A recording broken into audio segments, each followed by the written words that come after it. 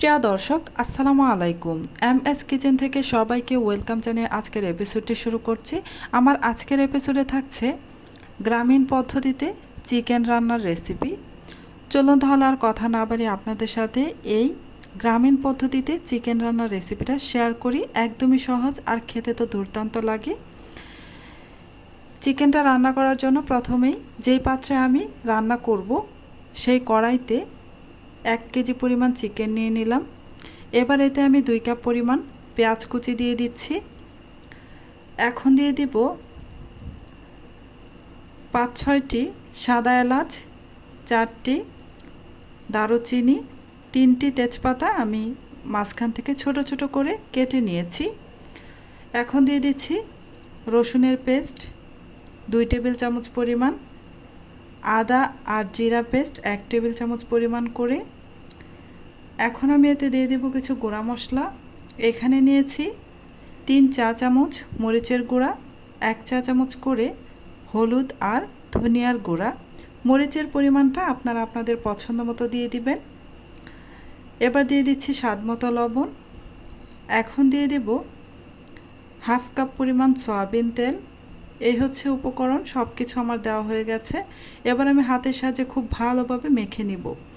এভাবে মেখে রান্না করলে খেতে দুর্দান্ত লাগে আর একদমই সহজ। এই পদ্ধতিতে রান্না করাটা খুব ভালোভাবে মেখে নিতে হবে।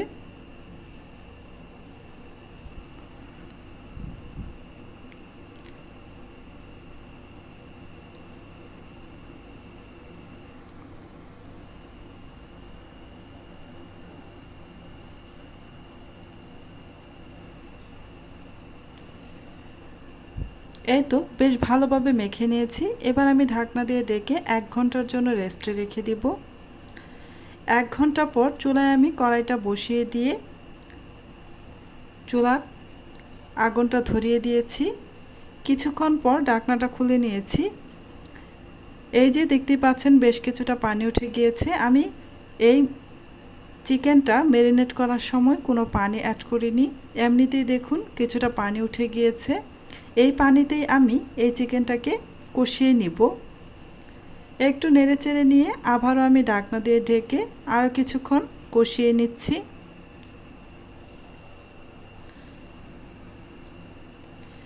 এই তো বেশ কিছুক্ষণ পর আমি আবারও ঢাকনাটা খুলে নিয়েছি। মাঝখানে আমি আরও 2-1 বার নেড়েচেড়ে দিয়েছিলাম। চিকেনটা বেশ ভালোভাবে কষিয়ে নেওয়া হয়ে গেছে। তেলটা একদমই ছেড়ে দিয়েছে আর পেঁয়াজটাও গলে গিয়েছে। এ পর্যায়ে এসে আমি এখানে দিয়ে দেব টসটসা গরম পানি।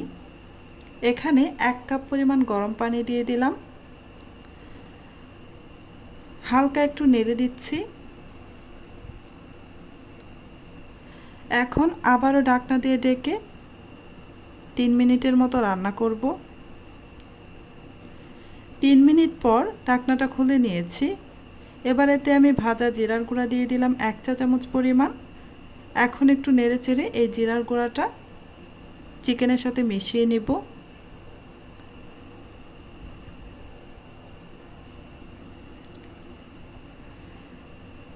মিশিয়ে না হয়ে গেছে। এবার আমি ঢাকনা দিয়ে ঢেকে 1 মিনিটের মতো জাল করে তারপর এই চিকেনে ফোড়ন দিয়ে দিব। তাই এই চিকেনটাকে একটা পাত্রে ঢেলে নিয়ে তারপর এই কড়াইটাকে বেশ ভালোভাবে আবারও ধুয়ে চুলায় বসিয়ে দিয়ে কড়াইটা গরম হয়ে গিয়েছে। তারপর এতে আমি কিছুটা সয়াবিন তেল দিয়ে দিলাম। তেলটাও গরম হয়ে গিয়েছে। এবার আমি এতে 1 চা চামচের 3 ভাগের 1 ভাগ কালো জিরা দিয়ে দিলাম আর একটি বড় সাইজের রসুন কুচি করে তারপর দিয়ে দিলাম। আমি কালো জিরা আর রসুন কুচি দিয়েই ফোড়নটা দিয়ে দিব। এবার নেড়েচেড়ে এই রসুনটাকে ব্রাউন কালার করে ভেজে নেব।